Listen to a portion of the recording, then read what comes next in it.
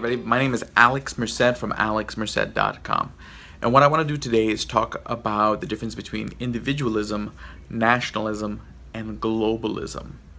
Now, I do believe that you can be any one of those and be a progressive, a conservative, or even a libertarian.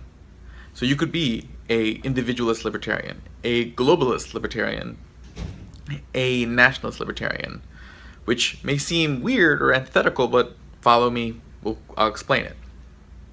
You could be a conservative globalist, a conservative nationalist, and a conservative individualist. You can be a progressive, etc., etc., etc. Because you got to think of them as sort of two different trails. So basically, progressive, conservative, libertarian, if you think of that track as sort of your view of what government's role in society is, being sort of progressive in the sense that government should act sort of as a giant insurance company with an army. Conservative, sort of more, well, conservatism is sort of kind of a libertarian view on government, sort of, mixed in with some other sort of more conservative traditional values aspects to it, but at a domestic level. And then libertarian meaning just government should just leave people alone, period. Shouldn't be involved in micromanaging people's behavior. Okay, so if you take a look at that track, the difference is that individualism, nationalism, and globalism aren't necessarily about what government should be doing to its people, sort of what's the approach to achieving that. Okay, so I'm an individualist. I consider myself a libertarian individualist. I want government to leave people alone, and I think that it's the interests of the individual that should be prioritized in achieving that. But there are people who are globalists and there are people who are nationalists.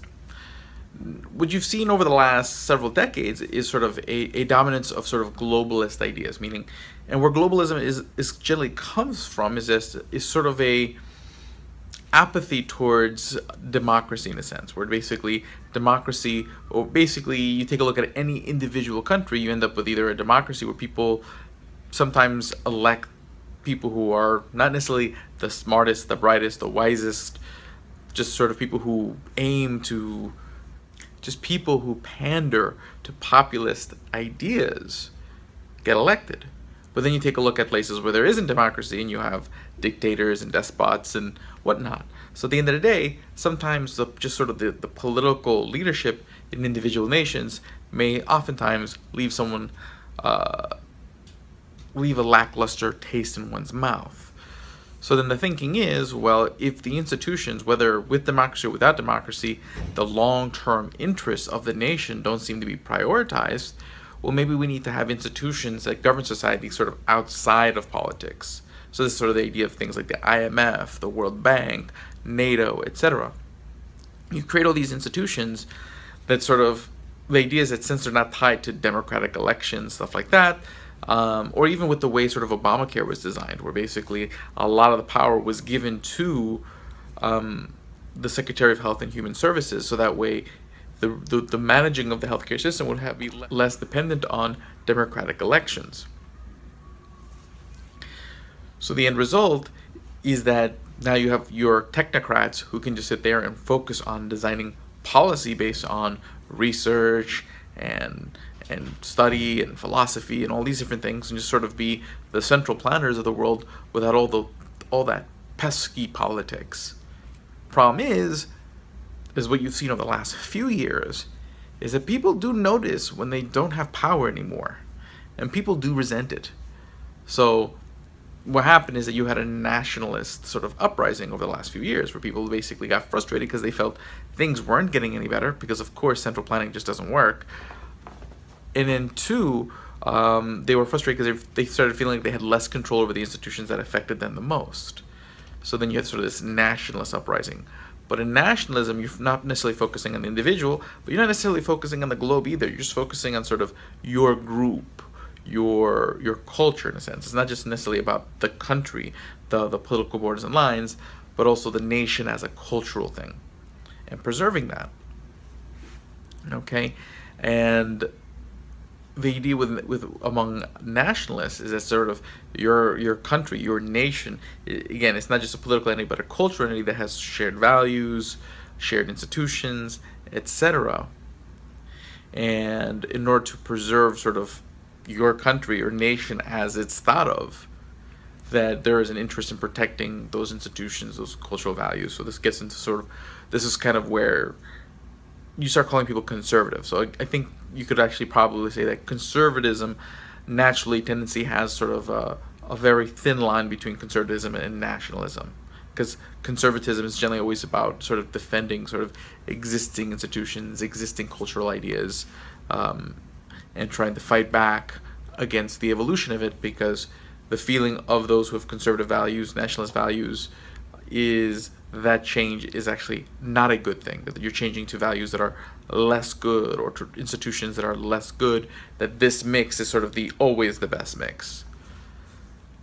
The only reason why I separate them, though, is because conservatism may not always just be trying to conserve a cultural identity, could also be trying to conserve a religious identity and other types of sort of traditional entrenched identities that exist. But generally, conservatism is something that tries to protect the dominant institutions, the dominant cultures at the time.